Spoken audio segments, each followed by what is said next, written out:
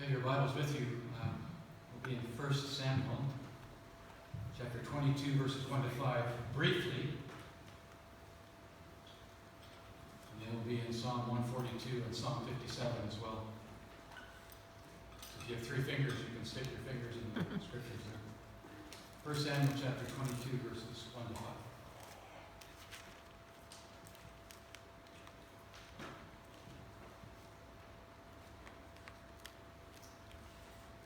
Verse 1, chapter 22, for Samuel. David left Gath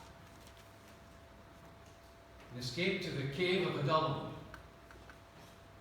And his brothers and his father's household heard about it. This is sometime after he was in the cave. They went down to him there. All of those who were in distress, or in debt, or discontented, gathered around him and became their leader. About 400 men were with him. From there David went to Mizpah and Moab, and said to the king of Moab, "Would you let my father and mother come and stay with you until I learn what God will do for me?" So he left them with the king of Moab. And they stayed with him as long as David was in the stronghold. But the prophet Gad said to David, "Do not stay in the stronghold. Go into the land of Judah." So David left and went into the forest of Hereth. He spent about 6 months in this cave. Lord, I thank you so much for your word today. Jesus, we recognize that your word is so powerful. It's so sharp. It has the ability to look at the thoughts and intents of our heart, and to change and rearrange the very contents of our heart. Lord, that's my prayer today, that you would change and rearrange the contents of our heart as perhaps never before. And we would leave this sanctuary, Jesus, a little different than when we come in. I ask these things in your name. Amen. So in order to look at this text in 1 Samuel chapter 22, I'd like to back up in the scriptures and take a short run into this scripture in 1 Samuel 22 this morning. I want to begin in 1 Samuel chapter 16, verse 13. David, we don't know this from the scriptures, but we know this from history. David in 1 Samuel chapter 16, verse 13 is about 13 years of age. And he's anointed at age 13 in front of his entire family to be king of Israel by the prophet Samuel. At that time, we're told that the Spirit of the Lord at age 13 came upon David in power. So much so that when Saul, the outgoing king, was tormented by an evil spirit, King Saul's attendants suggested unleashing young David's musical gifts during his time of suffering. Those gifts would ward off the demonic oppression and provide relief for King Saul. And indeed, King Saul did find relief whenever David played his harp, when that demonic spirit was affecting him. This is how David and Saul met. Chapter 17. Not using the sword or armor of another man, but by using only what's in his hands. And we've talked about that at length here at First Baptist. God wanting us to use what's in our hands, not longing for something or someone else, using what God has given us. He honors that so much. By using only what's in his own hands, a stone and a leather sling, David kills the Philistines' greatest weapon against Israel, Goliath. And with that one act of courage, David sends the entire Philistine army packing. In chapter 18, King Saul promoted young David, making him a high-ranking officer in the army, his army. David was so successful that when he returned from battle, along with King Saul, women in verse 6 of chapter 18 would line the streets dancing and singing a song in David's name. Saul has slain his thousands, but David, he's slain his tens of thousands. Angry, afraid, and jealous of David's approval rating, especially among the ladies, angry and afraid and jealous about his relationship with the Lord, Saul himself tries to kill David with a spear on 2 different occasions. In verse 11 of chapter 18, verses 9 and 10 of chapter 19. And from this point on, David is on the run. David is despised by the king that he once ministered to powerfully. He's had to leave people he loves, David, as he's on the run. His wife, Michal, and his spiritual brother, Jonathan. He's had to leave them behind as he's running for his life. He's so desperate that he flees to a town called Gath.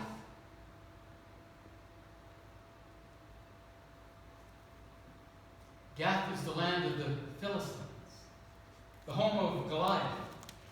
David looks for safety. Imagine this. David looks for safety in the land of Israel's greatest enemy. How desperate must he be? David was soon recognized in Gath. His method of escape? He pretended to be insane, clawing the walls and doors, gouging them with his fingernails, fake convulsions, foaming at the mouth so his own saliva was drooling down his beard.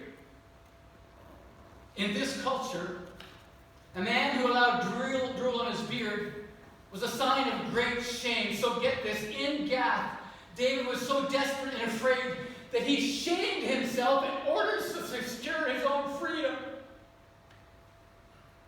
I've done that. Shamed myself to secure my own freedom. The Philistines could not believe that this madman was actually capable of taking out Goliath. They couldn't believe this madman would be David, so they set him free. It worked. David couldn't go back to his own home. Michal, his wife, was there, and she was the daughter of Saul. He couldn't go to the palace either. Saul, he would not be welcomed in the palace. Saul lived there. I mean, David he was not welcome there. He couldn't go to Samuel. And he couldn't go to Jonathan. He was Saul's son. He couldn't go to the house of the Lord. He wouldn't be received there either. In the text just prior to this one in 1 Samuel chapter 22, David actually lied to the priest of the temple. But David could go to a cave. He could go to the cave of Adullam. Verse 1 of chapter 22. He could go to this cave. It was 10 miles from Gath, in between Gath and Bethlehem. He could crawl up 500 feet into the hills, and that's what he did. Amongst the caves. And he could live in that cave in Adullam. As I was reading this text, I thought to myself, have I ever been in a cave before? Have you ever been in a cave? Maybe in your past or in your present. Maybe it's a cave of someone else's that someone else built for you. Maybe it's a cave that you built yourself. Perhaps it's isolation. Perhaps this isolation we've experienced during this pandemic, it feels like a cave to you. Perhaps the darkness of discouragement or depression. Perhaps that hems you in. Maybe you feel like you're in a cave today. Perhaps you're in a cave of worry or a cave of loneliness. Like David was separated from every meaningful relationship in his life without any support. Maybe you're in a cave of vulnerability today. Maybe most, if not all, of the routines in your life, they've changed so drastically that uncertainty keeps you up at night. Have you ever been in a cave? Like David, I think most of us come to a cold, dark, cave-like experience. We find ourselves alone, facing broken dreams, inexplicable pain or grief that sometimes tossed our way. Cold, dark, difficult caves. Even as Christians, we're not exempt. I think David's time in Adullam, it teaches us many things about living life in our own caves, about living life in difficult times. David, he navigated, he endured Adullam, he endured his cave time, doing a number of things. And I wanted to look at a number of those things today. We don't have time. I'll do that next week and perhaps the week after. But I want to look at one of those things that David did in his cave time that helped him endure. Look at that together. Psalm 142. I think that gives us some insight as to how David endured the cave of Adullam.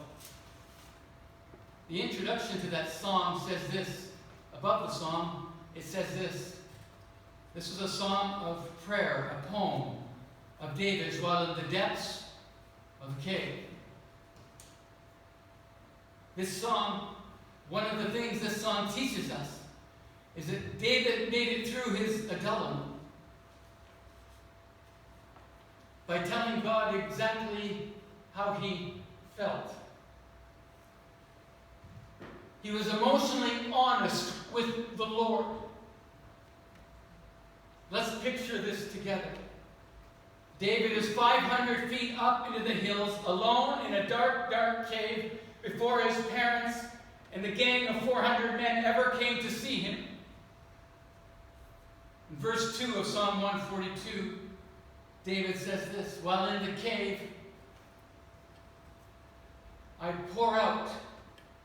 The Hebrew there is, this is gushing out of me. These words are coming out like a fire hose.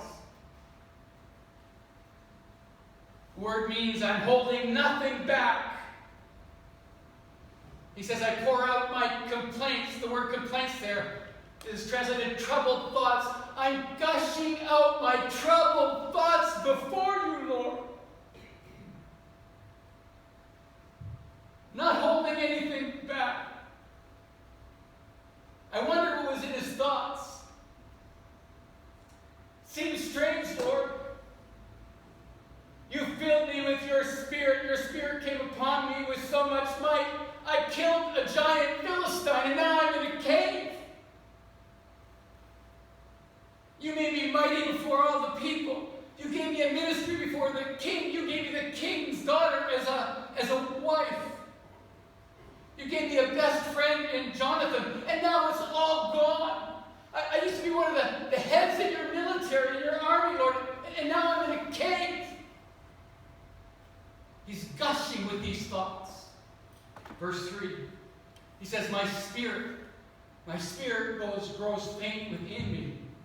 Literally, my spirit is muffled and covered with darkness in the Hebrew. David couldn't see his way out. He had no heart to even make the effort. None. His energy was zapped. He couldn't get up and leave if he wanted to. Verse 4, Lord, I looked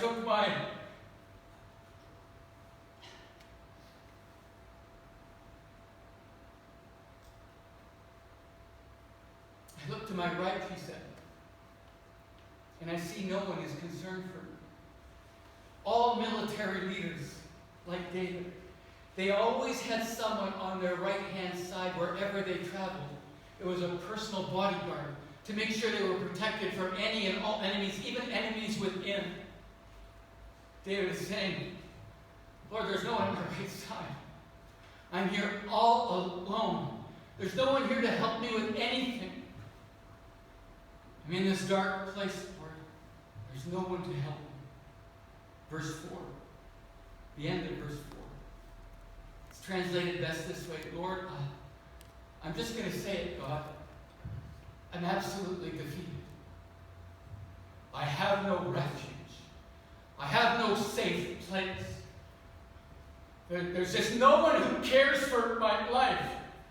God, I'm down to absolutely nothing. Verse 6, David continues in Psalm 142. By being honest with the Lord, he says, listen, God, just hear me. Just hear me right now, Lord. David's crying out to God with this deep sense of passion. Listen, Lord, would you please stoop down and hear me? I'm in this desperate place, Lord, with this desperate need. The sense is that David has been brought low here. David has been humbled. It's like David is saying, God, I slayed a giant in your name, but this giant, the culmination of all of my losses, this place that I'm living in, I'm living and running in fear constantly. It's too big for me, God. I slayed the giant, but I can't slay this. Lord, it's so desperate, he says, that it feels like I'm in prison. Verse 7. God, I'm in bondage. I'm oppressed. Everywhere I turn, there's just no way out. I'm sure I'm the only one that's ever been in that place. So David, he pours out the contents of his heart to God in the cave of Adullam.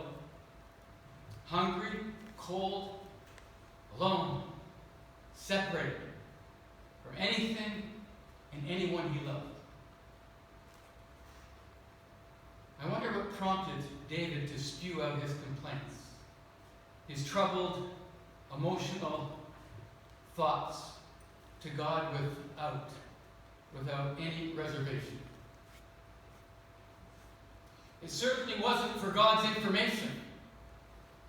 Informing God of the situation just in case God wasn't aware. No.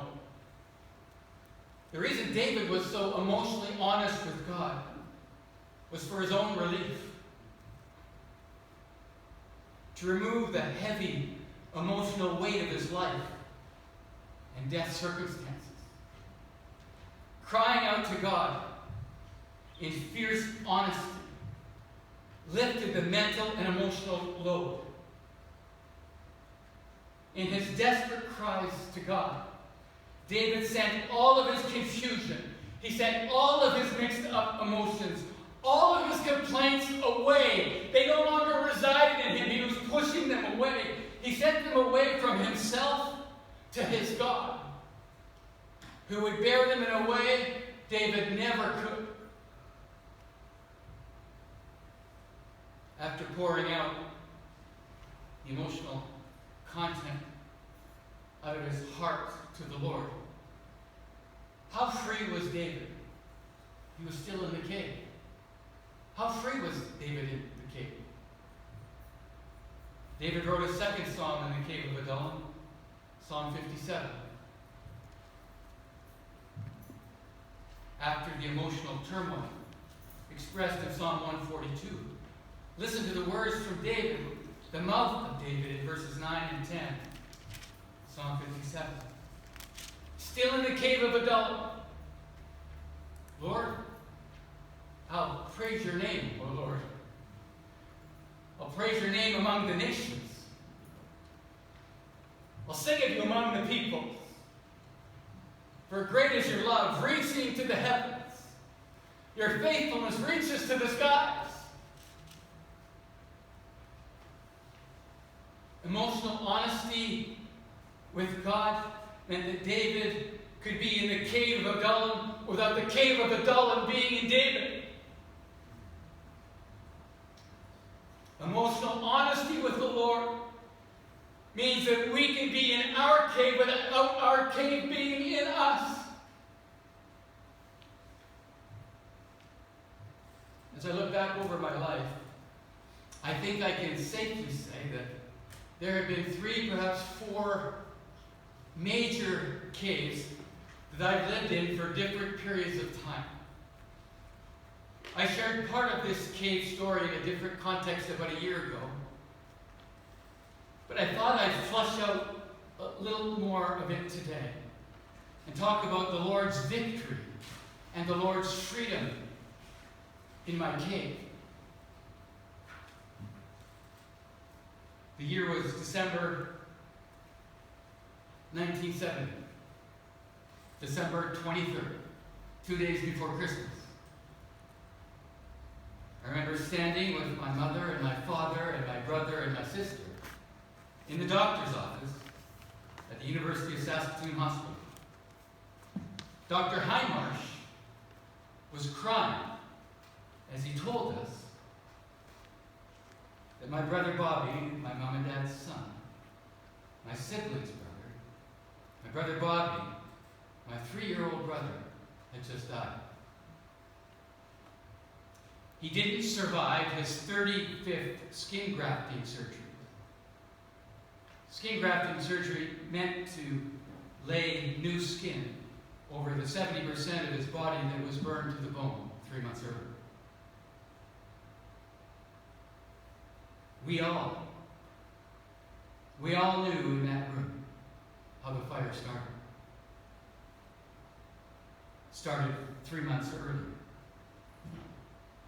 We all know that it was an accident, a family accident, that I caused at age 11. Regardless of who told or who talked to me, and there were many, I couldn't process my brother's death as an accident. I saw his death as a death that I caused. At age 11, a type of manslaughter.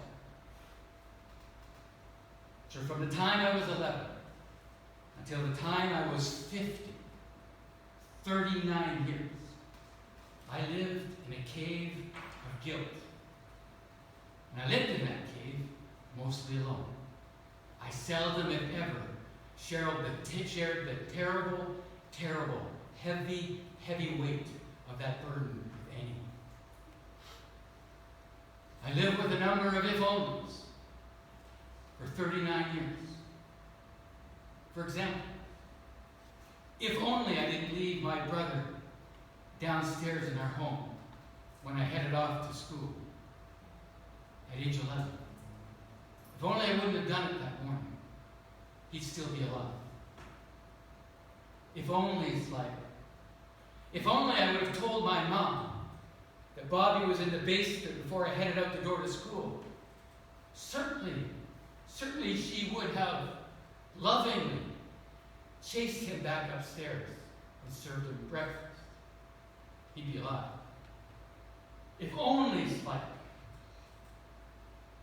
I was 5 minutes later in leaving, or 5 minutes earlier in leaving. Surely the circumstances on that day would have unfolded differently.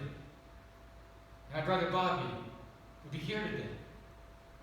You know the if-onlys in life.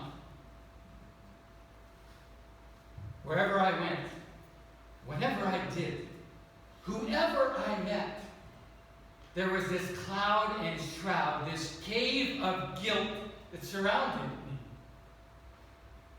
For 39 years, any laughter or joy in my life was consistently interrupted by that same guilt. Never really free. I've seen multiple counselors, great men and women, over the years. But for whatever reason, I couldn't shake free. I just couldn't shake free. Someone once said to me, Truth told is a great thing, but truth experienced is far more powerful. These men and women told me the truth, but I never experienced the truth, so I was never free. One day, about 12 years ago, as God would have it, I was reading through the book of Exodus. That book, for me, the big message is about freedom. How God frees us from bondage, from all manners of bondage. So one day, about 12 years ago, I'm reading this book. I was particularly interested in chapters 19 to 33. More often than not in those chapters, Moses is up and down Mount Sinai, talking to the Lord about Israel and its future as a nation. And I noticed as I was just reading through the text, not looking for anything, not really looking for freedom, just reading the scriptures. I noticed on each of those occasions that Moses was called up the mountain to meet face to face with God alone. There's some things that God can only do alone in His presence. In the absence of other people, pastors, worship teams, just you and God.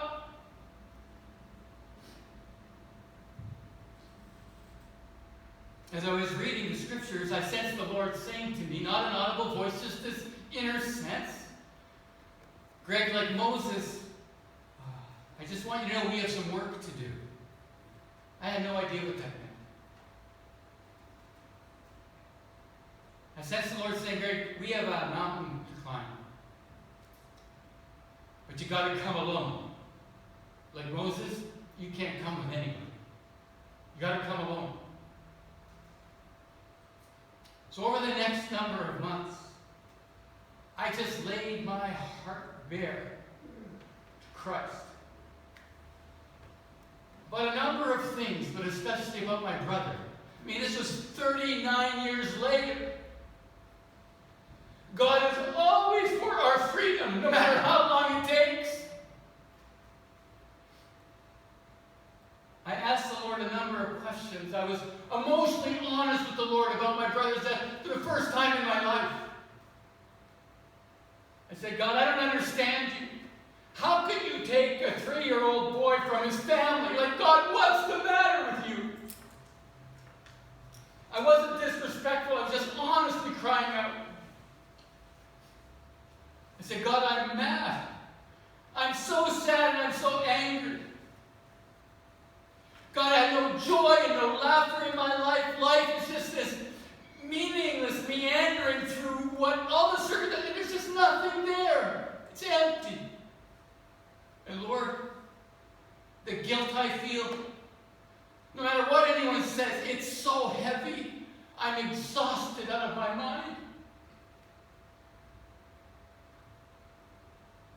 Sort of sampling of my conversations with the Lord over months. In that sampling of conversations, again, the Lord reminded me of a conversation I had with a plastic surgeon who was doing the skin graft surgery for my brother when I was age 11. I had forgotten all about it. I remember the plastic surgeon coming to see me when I was 11, and he spoke quite candidly with me. He said, I want you to know, Greg, that your brother's in a tough spot. Like, it's not over till it's over, Greg. But I want to prepare you for some things. I was the oldest in the family. Your brother will never wear a tank top in his life. Ever. Your brother will never wear shorts. He'll never wear a bathing suit. Ever. So the scars are too profuse. There's nothing we can do. Your brother will never have facial hair. He'll never have a hair on any of his body. So I just want you to be prepared, Greg, that if your brother makes it, it's not going to be pretty. I always appreciated the truth, even as a kid. So as the Lord brought that conversation to my mind, as I'm pouring out my heart to Jesus, I sensed the Lord say this to me. Greg, as you remember that conversation about plastic surgery, I want you to know that in my grace, I spared your brother from so much. From so much. Greg, I want you to know that he's with me. He's completely whole. And Greg, there's no scars. He's free of all pain.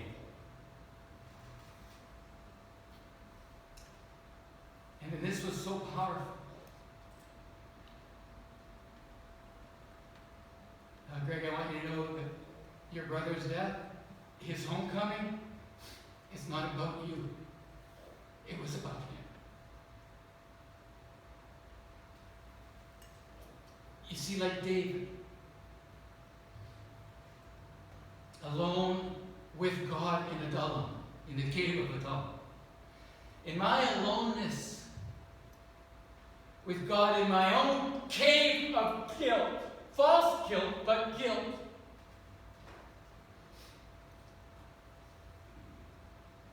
My emotional honesty with the Lord, He just used that. And that emotional honesty, I sent all of that stuff away. It's like David did.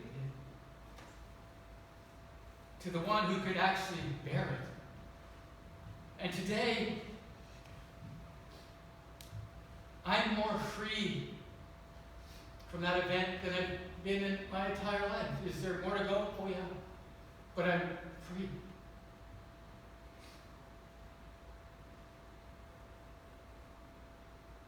Whatever your cave is this morning,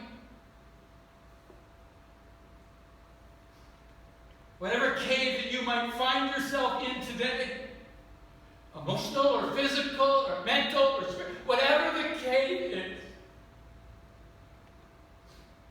the Lord is calling us like David to this emotional honesty to send it all away. You see, you can be in a cave today, but that cave doesn't have to be in you.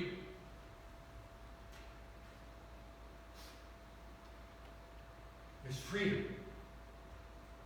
There's freedom when we're honest with Jesus. Let's pray. Well, Lord, I suspect that there's a number of us today that are living in new caves, or we slide back and forth into old caves. And Lord, I just suspect that your call is for freedom. And one of the ways we endure and find our way out of the cave is just to be emotionally honest with you, Jesus, and alone.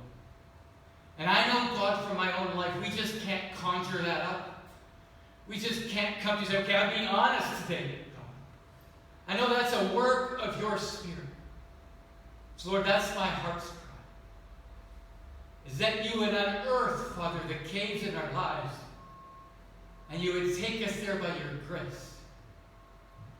And as we're honest with you, Lord, the weight and the burden of those caves would find themselves on the back of our Savior.